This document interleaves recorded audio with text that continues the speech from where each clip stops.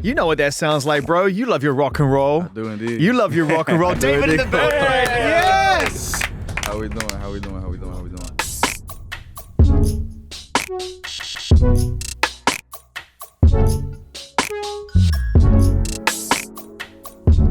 We talked about this, man. We talked about our mutual appreciation for Paramore. I just found out as well by just kind of taking a look at a few things that you and I share a deep love for a band, which if you have a deep love for them, then it's very deep, which is Deftones. Oh yeah, come on. Ooh. Come on. Should we just clear the decks and talk for 25 minutes about Deftones? Bro, love me some chains, love me some knife party. Seriously. Isn't it just... And I hear it too, man. On the bridge, I hear where you're going. No, come on, you see the vision. I hear where you're going. I can hear it, absolutely, and I see it. And I, because it's less about the dynamic shift of the music, it's about the ability to make the darkness sound romantic. Indeed. That's poetry right there. You wrote it, bro. It's called Romantic Homicide. What are you talking about? You built the blueprint, David. It's so good to have you back in the room, man. I love that, we have, we're way past that, man. There's friendship in this room. And, you're back with this 9-song EP. And I know why you did it, but I've been dying to ask you, to get it from you, why it's not an album, why it's an EP. Are you holding on to that idea of what an album can be for later? Yeah, that's exactly what it is. This is like the testing the waters phase. This is like the warm-up, Yeah. I don't want to give it my all just yet because I got so much. And it's been a long journey. Like, it's been 6 months between Romantic Homicide and Placebo Effect when I dropped those 2 singles. And it was like, what do I want the next step to be? And how far of a step is that step? So I feel like this is like a jog. Well, what's cool as well is that you get to put these songs that everybody already loves onto a project. They're not standalone songs. And so it's hard when you come out with an album with songs that have been around for a year or whatever, you know what I mean? It's like, let's give them the context. Speaking of which, when I first saw the artwork, I was really like, wow, David's really stepping into this kind of very visceral, very extreme visual representation. Then I heard the project and I was like, it just reflects the title. It starts with Petals. And it ends in a pretty dark place. Yeah. That's pretty crazy. When did you sort of conceptualize this? Like, when did it come to you? When did the light bulb go off in your head that from Sleep Well to The Bridge, I can get to that cover art? Oh, you know what? It was like maybe 2 weeks before we locked in the Tracklist. Wow. Not even 2 weeks, maybe 2 days. Wow. I'm gonna be honest with you. But yeah, I had the idea that I wanted it to be like an episodic experience and more or less like a mixtape of just a bunch of collection of sounds. And I had been making songs every day. So it was like, if you make that much music, how do you know what fits on a project and make it cohesive? Yeah. So I was like... That's why you have to trust yourself that it's all going to fit like a puzzle at the end. Exactly. Because your subconscious has been building it. Your consciousness isn't aware of what you've been building. Exactly. And like sonically too, how I wanted it to sound, if I wanted to solidify a certain uniqueness. But it came together super easy. And I was like, this feels like a bigger movie. And then it ends off. And then it's like a cliffhanger almost with the bridge being the last track. For sure. And even just sonically and production-wise, it starts with a lullaby and it ends with like you throwing a tantrum. Exactly. It's like the progress of a relationship right there. 100%. Talking about a song like Sleep Well, which is, I think, one of the hardest things you can actually try to create as an artist, which is, like I said, an arrangement as simple as that, a lullaby, a sentiment, not getting caught up in what's available to you on a laptop, the tools, the ideas, the restlessness of youth, having the confidence to slow down and say, this is going to be one of the most simple and effective songs I can write. Do you know what I mean? I think that's super challenging. I mean, how was it for you to get in the headspace to write Sleep Well? Honestly, it was just thinking about the project. If I wasn't in EP mode, I wouldn't have You wouldn't have made it. So you made it to fit something. So you knew it was going to be the start. I did. You came in to write an opener. I love that. I did. I wrote Sleep Well and Worthless in the same night. And these are all band lab. This is in my sister's closet at home. This is all very DIY. And I was like, okay, I haven't been focusing on how I want something to sound in the project, but I really do need a good opener. And this was the one. What inspired you to start with something as soft and lilting as this? Because it feels like the beginning of a dream. I like the whole premise of the project is like a delusional relationship. Like you are delusional throughout the whole thing.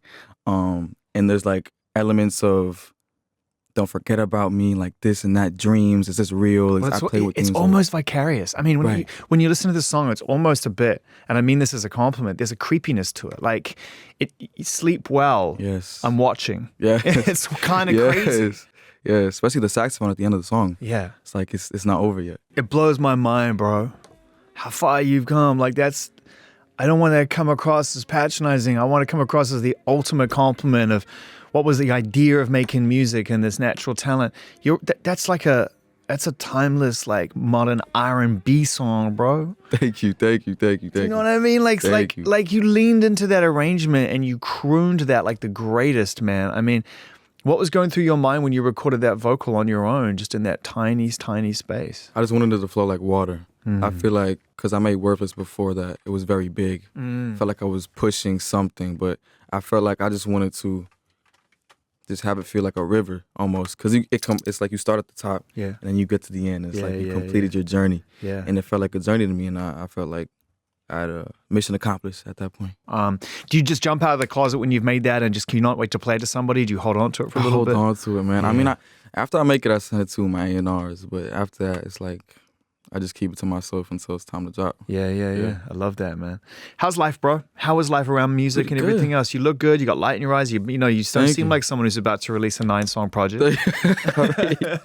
I mean, I'm just taking it one day at a time, bro. It's such a blessing to just, be able to do this. Yeah. I wouldn't even think about it 2 years ago, so. Well, I know, because when we first spoke, I think it's fair to say that you were trying to figure out what being an artist, quotations, actually means. Yeah. We'd almost decided before you had. Yeah, right? Yeah. You know? So, and I'm so almost there. it fits good now. You feel like, I don't know, bro. You still don't know. I don't know. I mean, it's like, because I'm looking at people like Tyler, the Creator, A$AP Rocky, and people like that, and like that's true artistry right there. And I think you really got to find yourself as an artist. Yeah. Like, you can be a musician, like that's cool. Yeah. But as an artist, like, it's more than just that. Exactly. Who are you on stage? Who are you when people like see you in public, et cetera, et cetera? Like, that makes you an artist. Is that something that's happening with more sort of intensities, especially with all the TikTok success and everything else, the recognition and whatnot? Yeah, and I feel like this tour that's coming up is gonna really shape it too. Yeah. Yeah. How you finding all that? The idea of being available to people. You were unavailable before making music, and now it's like people see you, and there's a thing that comes with creating art, especially art that's as personal as this. We think we know you, right? I mean, it's interesting because 4 years of being homeschooled by myself. Yeah. And then now, having millions of people listen to my voice in some headphones. Yeah. Especially being on tour too and being in front of them.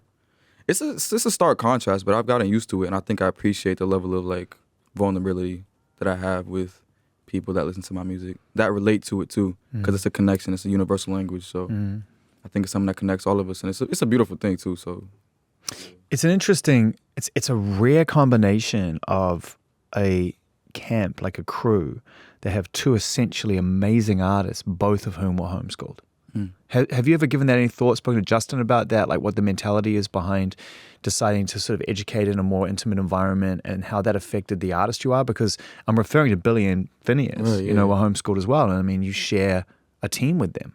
Yeah, it's interesting. No, I haven't talked about it yet. I feel like there's some subconscious sauce that I don't want to question at all, right? Because it's like, if I try to crack a code that's not supposed to be cracked, it's like makes the authenticity go away. But I feel like we've all tapped into something that was birthed from isolation. Not that they were isolated, but I think I definitely was. And that helped me find myself as an individual. And that definitely showed in the music because I had no influence over my sound. I had no influence over my melodies. That's an incredibly mature response to that question. But at the time when you lack the maturity, when you're deep trying to find the identity and you're in isolation, what was that experience like? Even with the best of intentions for you, how did that translate being isolated in education? Man, it was insane, bro. I can't count the number of times I got in trouble on social media being stupid, bro. Yeah. Just trying to find people, bro. Right? Trying to connect. Yeah, I mean, especially in the gaming scene, because like the higher you get in gaming, like it's like based off toxicity.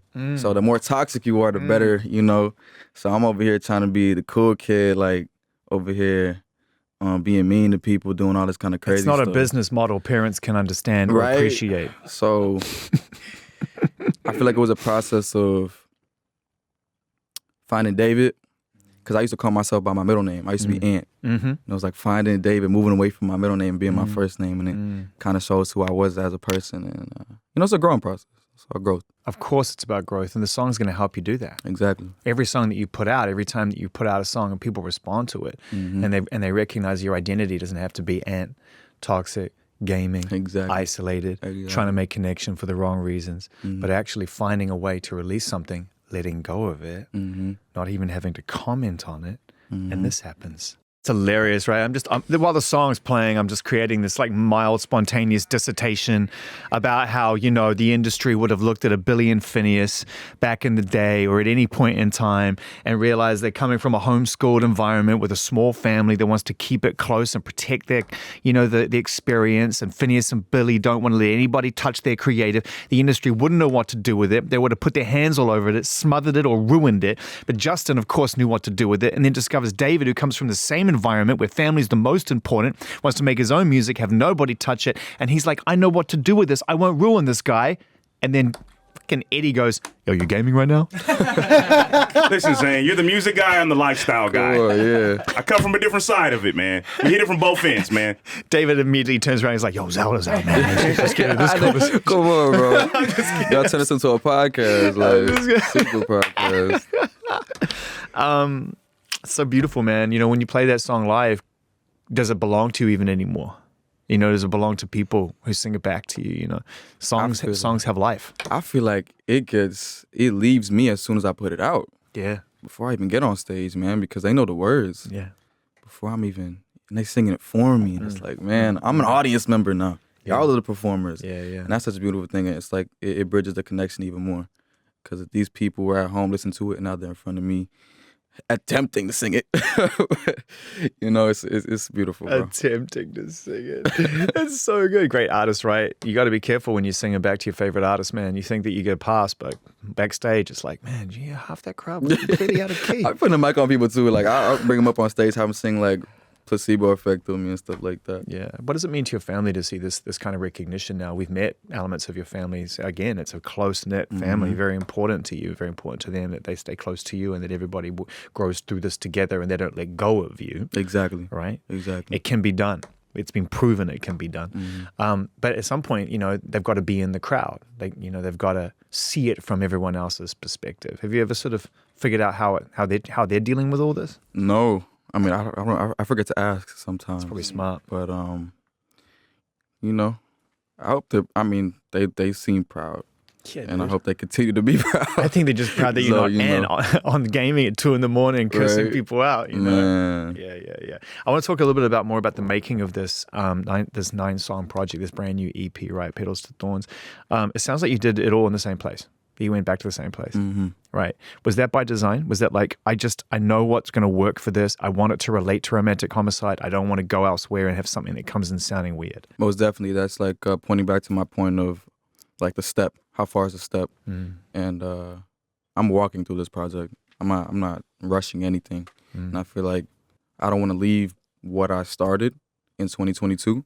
And I wanted to just complete that story before I turn the page. Move on to the next thing. This is the one. Yeah, does your brain move differently though? Like, are you now thinking of what the next step's gonna be? Dude, I'm albums ahead. Albums. I'm so far. Bro, I'm so far. It's so crazy because I gotta pull myself back. I remember recording, what was it? Backstreet Girl, or I think it was Don't Forget About Me. And that's one of my favorites, by the way. Thank you. But yeah, it was like I had to pull myself back, and I pulled elements from the stuff I was doing that was ahead of myself and bring elements of that back. To hold on. I feel like there's stuff in like a little bit of popness in Don't Forget About Me. But yeah, I'm doing jazz, I'm doing rock, I'm doing a lot of grunge, I'm doing a lot of like R&B-esque pop too. All still just on your own? Yeah. Wow. Well, I've tried studios, I've been doing a lot of sessions as well, but I feel like there's a balance between the DIY and like the very produced out stuff. So I'm just trying to find where I can make the best music. How do you find go on? It's proven to be on my phone. Yeah. But, there's nothing wrong with having a couple producers in the room and going crazy. Well, I was going to ask you this though, like when you come out of the smallest, most intimate environment, literally physically and spiritually, and then you go into a room with people who know what you've made, they've listened to your music, they're prepared. No one's coming in blind or deaf on this one, right? They're like, I know what David makes. So they're immediately kind of pushing your own identity as it is today back on you without even meaning to. And you might be like, I want to break out of this altogether and do something different. So how is that balance like all of a sudden being in a room with others trying to create? I mean, you know what? I just say it. I'm just like, yo, can we switch this? Can we do this and do something else? Yeah, just like, be straight. So, exactly. Yeah, I work with Zetra a lot. I work with Noah Ealer a lot. Yeah. And Gray Toomey. Yeah. And that's like the squad, bro. So you like, found your people. Know exactly what I want to do every time I get in with them. And it's going well. It's going really well. I can't wait for you guys to hear it. Same. But Same. yeah, man. Hey, David's in the building right here. Yes! Oh, I love that, man. We here. Worthless. Some energy and some tempo, you know. You found your way into that in the most beautiful, holistic way. And we haven't even got to the bridge yet. It's how the whole project ends. It's called Petals To Thorns. It's coming out in days. And it's been great having you here, man. I know we're a couple of days ahead of the project. Normally we like to get a little bit closer, but we had to snag you while we could because you're about to hit the road. I am indeed. Do you look forward to it? Do you get homesick? Like, not everybody loves the road. Everyone loves the idea of the road, but a lot of artists will tell you until they hit the road, the anxiety and the feeling of leaving home can be a little overwhelming. Where do you sit in all that? You love it? Nah. I don't even know what homesick is, bro. Once by I'm the way, on the road, man graduated to a bus in record time, by the way, so he's totally good. That's my home. Yeah. We're good, Texas, bro. I'm on. Well, you're good. You're gaming. You're hanging out. You're watching the world go by. Like, it's all happening fast too, but that's how I like it. I don't like being slow. Yeah. I like taking my time, but I'm like being slow. Yeah. But well, you don't like to wait. Boom. I like to be. You know what? Nah, I do like patience. Patience is key. But if things can go faster, why not? Why not? You know. So I think it's going pretty fast. Yeah. it is. Festivals? Best. Oh yes, bro. I was supposed to play Something in the Water, but there was a tornado. There was a tornado, bro. Yeah. But yeah, I'm playing We Love Green in Paris. I'm doing ACL in October. Unbelievable. I'm doing Fuji Rock in Japan. Like, come on, bro. Oh my Yes. The Fuji Rock is gonna blow your mind. Your mind. I know. I have not watched no videos. Have you ever been to Japan? I've been to Tokyo? I've not been there yet. Bro. I'm about to geek out. Have you even been to a I'm about to festival? geek out. I've not been to one. Nah. Yo. I mean, no. Something in the Water. I was there. I did watch my fellow performers. I love them. It was my first time being at the festival. It was great. But it's kind of like, I think it's one of the ultimate lifestyle plays for any artist when you can go to a festival and feel confident in your slot and enjoy watching others play. Great relationships come out of that. Friendships come out of that experience. It's really where the worlds of being a fan and an artist are perfectly aligned. yeah. You know? It's hard to be a fan when you're on the road playing your own shows because everyone's there to see you. Right, exactly. But you get to go out on those festivals. You get to go and say, "Oh, am I going to go see Get an an audience, be the audience member first, and then Yeah. yeah. Everything's still to play for, bro. It's been such a joy having you in the room. We love it. You know, the door is always open for you. You don't even need an invitation. You and your team are so welcome, man. Thank you. Nothing but love, bro. Good luck in a couple of days or whenever it comes. I think it's like a week, right? Just over a week. Yeah. Okay, man. May 26th, Petals To Thorns. David in the house.